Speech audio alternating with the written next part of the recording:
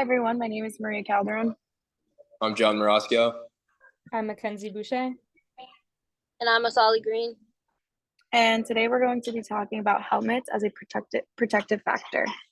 So just a little table of context before we get started.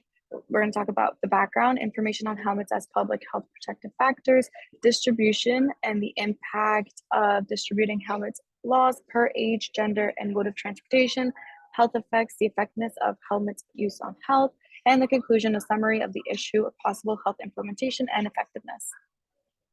So a little background before we begin. As the industrial America began rising, the protection of workers was not considered until the 1800s. In 1882, the first patent bolt manufacturing company produced the first ever mass production of hard hats to protect workers. And the hat included a steel plate to provide full protection. However, it was not comfortable at all, and the workers avoided wearing it.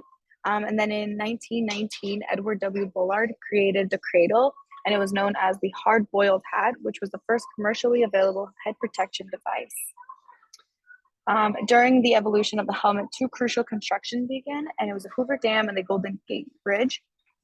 This began the conversation of mandating head protection, and then throughout both constructions, workers were mandated to wear hard hats. On May 1935, T.E. Lawrence was fatally injured in a motorcycle accident, and this was the first accident that brought attention to head injuries and the correlation with helmets. His neurosurgeon realized that if Lauren was wearing a helmet, he could have survived. He went on conducting research and published the importance of crash helmets in the British Medical Journal. When veterans returned home from World War II, they were passionate about motorcycles, and there was an increase in motorcycle purchases. Since there was an increase in the purchases, this led to a higher rate of head injuries. The National Highway Safety Act granted funds to provide programs aimed at improving traffic safety. In 1975, every state except for California had implemented laws requiring the use of helmets while riding motorcycles. As technology advances, the prevalence of head injuries increases. Prevalence of non-standard helmet use averaged 10.2 with a range across observation sites from 0 to 48%. From 4 higher quality studies, helmets were estimated as reduce the risk of death by 42%. And from 6 higher quality studies, helmets were estimated to reduce the risk of head injuries by 69%. And now to talk about bicycles and bicycle helmets. It's estimated that every year, 550,000 people are treated in emergency rooms for head injuries related to bicycle riding, and head injuries account for 62% of death and 33% of emergencies and 67% of hospital admissions. So as you can see, this is a chart we have where it says no helmet use, and then unknown and total. You can see the number of deaths. And then on the right, we have the percentage of U.S. bicycle fatalities. As you can see, the non-helmet is 54% and helmet is 29%. All right, so now we're going to get into the distribution of helmets. So first things first, let's define what distribution is. So distribution is defined as the action of sharing something out among a number of recipients. With that being said, there's a company called HJC, which is based in South Korea, and it is one of the world's top-selling and largest helmet manufacturers, which produces helmets for every type of sport or purpose. They distribute to all parts of the world, including North America, Central and South America, Canada, Europe, Asia, and Oceania, like Australia and New Zealand. This company works alongside sport companies and partners to provide hundreds of options of helmets that will perfectly suit your performance and protective needs. Mind you, this is just one helmet company, which is based in South Korea and Asia and provides helmets for populations all over the world. Other rival companies like Shoei, Bell, and RI Helmets Limited are all leading manufacturers which distribute both internationally, like Shoei and HJC, and nationally, like Bell, which is based in the United States. And I believe that almost everyone I know has owned a Bell helmet at one point in their life or another. These companies work together to achieve safety among riders, no matter the sport or transportation means. Differently, this creates easy access for many different populations to purchase affordable and safe protective helmets. Helmets are considered a personal protective device and are required by many state laws for motorcycle riders and sport regulations. Additionally, the partnerships with adjacent companies to sell helmets allows for all populations to get easy access. For example, the partnership between Bell, as I mentioned before, and Walmart allows for easier access to purchase personal protective equipment for all types of users. And just one quick statistic before I hand it over to Mackenzie. The top 10 sports-related injuries among children ages 14 and younger are cycling at number 1 and powered recreational vehicles at number 8, which includes forms of motorcycles. Lastly, upon research, it is obvious that helmets act as a protective measure, especially when considering that it's just over 90% of bicycle and motorcycle injuries are head-related injuries. And the distribution of helmets is a crucial part in both the safety of riders among helmet users, increasing the use of helmets, and profits for the distribution companies. Thank you. Okay, so now let's look into some distribution of legislation on helmet laws. So in 2013, it was determined that younger children appear to be at greater risk of head injuries than adults.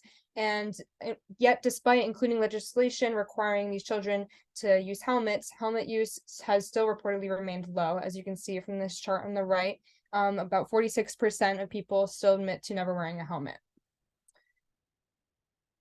Okay, and then so helmet laws in the US are dependent on the state. So this means that each state has their own choice on whether they want to require people to wear helmets or not. And the typical law requires bicyclists under the age of 14 to wear helmets. However, the US Department of Transportation found in 2019 that 804 bicyclists were killed by motor vehicles, and only 14 of those bicyclists were under the age of 14. The average age of a bicyclist killed on the road was 48 years old, and males were 86% of those killed.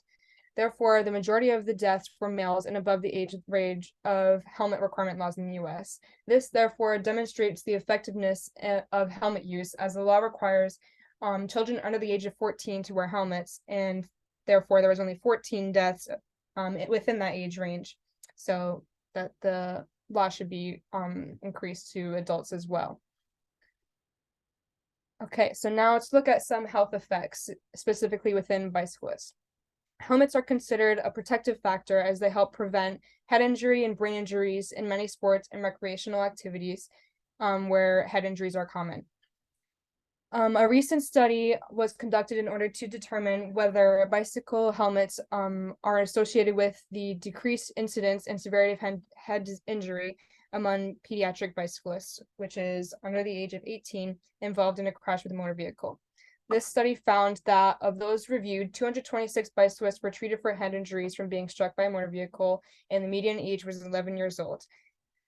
Helmeted bicyclists were younger and less likely to be diagnosed with a head injury compared to unhelmeted bicyclists. And of those with head injury, the helmeted bicyclists were less likely to sustain a severe or higher injury.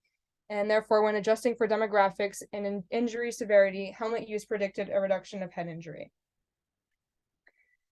So now let's look at some numbers.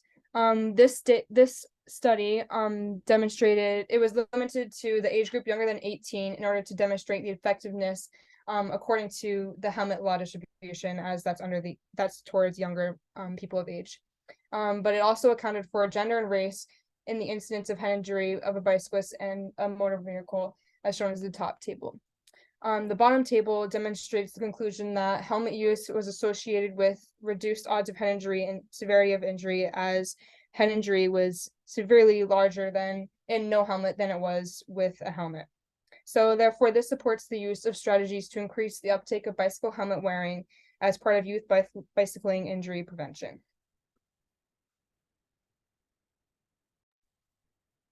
Health effects on wearing a helmet in a perspective of motorcyclists can benefit the protection factors such as reducing the risk of head injuries and deaths.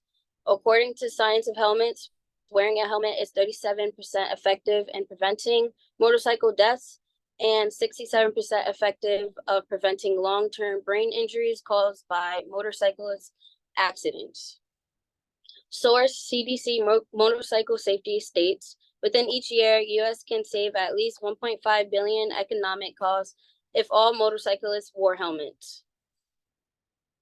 Continuing health effects with injury prevention, helmets can have significant usage for sports, physical activity, and protection and armor during war, as well as self-defense in any dangerous situations. With football helmets, it reduces the risk of skull fractures by 60 to 70%. The depletion of focal brain tissue bruising is by 70 to 80%.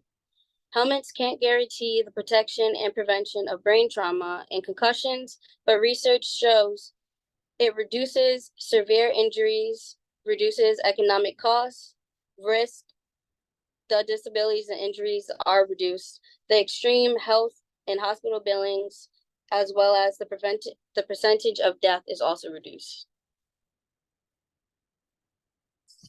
All right, so in conclusion, as technology and motor vehicle use continued to advance, the prevalence of head injuries increased. Similarly, properly fitted helmets can prevent and protect an individual from the force and impact on the head. Distribution is also a major contributor to the impact of helmet accessibility for large group populations. The majority of bicyclist deaths are above the age range of the helmet required by the US helmet laws. And lastly, several studies support helmet use as associated with reduced odds of head injury and severity of injury and as injuries prevention method. Also, these are our resources, and here's the extra credit TikTok video that we created.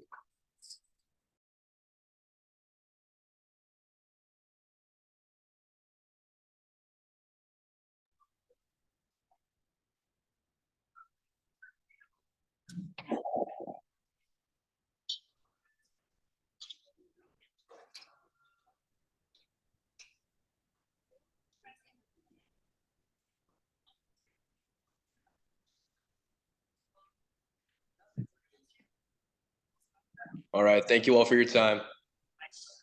Thank you.